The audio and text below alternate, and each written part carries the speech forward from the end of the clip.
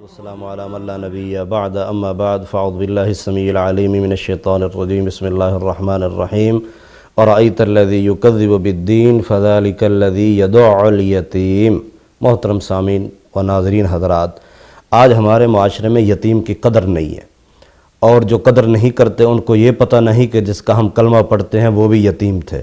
اللہ تبارک و تعالی نے سورہ ضحیٰ میں ارشاد فرمایا ہے کہ امل یتیم، کہ اے نبی کیا آپ یتیم تھے، فآوا، ہم نے آپ کو جگہ ٹھکانہ نہیں دیا، ہم نے آپ کی سرپرستی اور کفالت نہیں کی، اللہ نے کفالت کی۔ پھر آگے جا کے کیا فرمایا اسی صورت میں کہ فَأَمَّا الْيَتِيمَ فَلَا تَقْهَرْ، اے محبوب کائنات یتیم کو ڈانٹنا نہیں۔ یہ نصیحت کون کر رہا ہے؟ آسمان والا۔ کس کو کیا جا رہا ہے؟ مدینے والے دو جہانوں کے سردار کو اور محبوب کائنات کو، کہ اے محبوب کائنات فَأَمَّا الْيَتِيمَ وَأَمَّا الْيَتِيمَ فَلَا تَقْهَرْ، کہ یتیم کو ڈانٹنا نہیں۔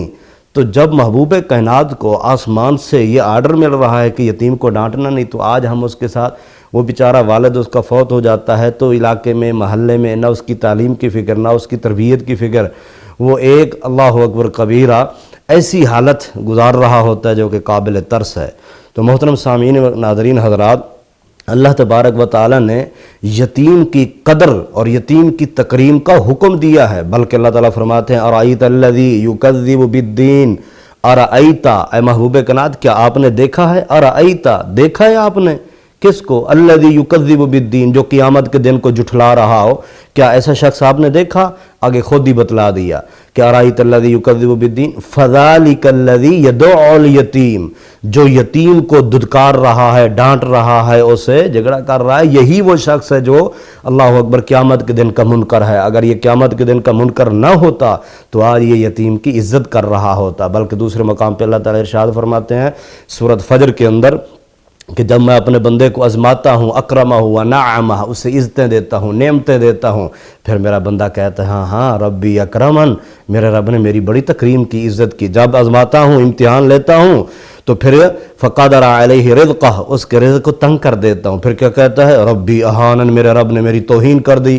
اللہ تعالیٰ فرماتے ہیں نا میں نے توہین نہیں کی، بل کلا، ہرگز نہیں، لا بل لا تکرمون الیتیم، تو یتیم کی عزت نہیں کرتا تھا، باتیں میرے خلاف کرتا ہے، تو یتیم کی عزت نہیں کرتا رہا، اس لیے تیرا رزق تنگ ہو گیا ہے، تو بخیل بن گیا تھا، تو یتیم پہ خرچ نہیں کرتا تھا۔ محبوب کائنات ارشاد فرماتے ہیں، روایت مسند ابو یعلیٰ کے اندر بھی موجود ہے، ترغیب التحریب کے اندر بھی موجود ہے، جو آدمی کسی یتیم کے سر پہ ہاتھ پھیر دیتا ہے، جتنے بال اس کے ہاتھ کے نیچے، اس کے سر کے بال جتنا اس کے ہاتھ کے نیچے آئیں گے، اتنا اللہ تبارک و تعالیٰ اسے نیکیاں عطا فرما دیتے ہیں، گناہ مٹا دیتے ہیں۔ اسی طرح سے مسلم میں بھی اس مفہوم کی روایت موجود ہے۔ تو پیارے بھائیو، قرآن مجید میں اللہ تبارک و تعالیٰ نے بار بار کہا، حتیٰ کہ ایک اور مقام پر ارشاد فرماتے ہیں یطعمون الطعام علی حبہ مسکینا و یتیما و اسیرا، جو لوگ مجھ اللہ کی محبت میں یتیموں کو کھانا کھلاتے ہیں، مسکینوں کو کھانا کھلاتے ہیں، وہ مومن ہیں۔ اس لیے پیارے بھائیو، یتیم کی فضیلت اللہ تبارک و تعالیٰ نے یتیم کی تکریم کے بارے میں قرآن مجید کے اندر بے شمار جگہوں پر ارشادات فرمائے ہیں کہ یتیم کا مال نہ کھاؤ، وَلَا تَقْرَبُوا مَالَ الْيَتِيمِ، یتیم کے مال کے قریب نہ جانا۔ کب یتیم بنتا ہے؟ جب باپ فوت ہو جائے۔ ہمارے معاشرے میں کیا ہے؟ فوت ہو گیا، بچے یتیم بن گئے بیچارے، تو ہم محلے والے سارے یتیم کے مال کی طرف دیکھ رہے ہوتے ہیں کہ کب تیسرے دن یہ گائے اور جانور ذبح کیے جائیں، تیسرے دن، پھر ہر جمعرات کو، پھر 40ویں دن وہ یتیم کے گھر کا صفایا کر دیتے ہیں بجائے دینے کے۔ قرآن کہتا ہے لا تقربوا مال الیتیم، بندہ فوت ہو گیا، باپ فوت ہو گیا، اب یتیم کے مال کے قریب نہ جاؤ، تم خود پکا کے اس کے گھر میں بھیجو، یہ نہیں کہ اس کے گھر سے ہی سارا خرچہ کرو۔ وہ بیچارہ شرماتا ہے، کہتا ہے کہ باپ میرا فوت ہو گیا ہے، وہ قرض اٹھا کے پھر ساری زندگی وہ اتارتا رہتا ہے۔ جو یتیم ہے اس کے مال کے قریب نہ جو، بلکہ اللہ تعالیٰ نے یتیم کے مال کی حفاظت کی ہے۔ اتنی قدر دیکھو، اللہ اکبر، آسمان والا۔ اٹھائیے سورۃ کہف کے اندر اللہ تبارک و تعالیٰ کیا ارشاد فرماتے ہیں؟ دو نبیوں کو بھیجا اور دیوار ٹھیک کرانے لگے، حضرت خضر علیہ السلام، حضرت موسیٰ علیہ السلام۔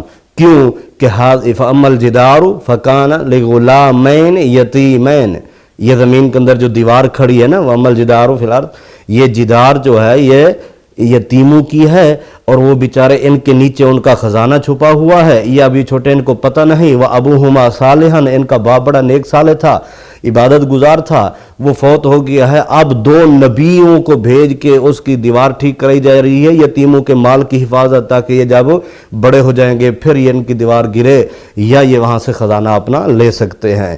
تو اللہ تبارک و تعالی نے یتیم کی قدر کی بار بار تلقین کی ہے، لہذا ہمیں بھی سمجھنا چاہیے، اس پہ خرچ کرنا چاہیے، شفقت کا ہاتھ پھیرنا چاہیے، اس سے محبت کرنا چاہیے، تعلیمی اخراجات باقی ذمہ داریاں وہ لینی چاہیے۔ اللہ مجھے اور آپ کو یتیم کے سر پہ شفقت والا ہاتھ ہمیشہ پھیرنے کی توفیق نصیب فرمائے۔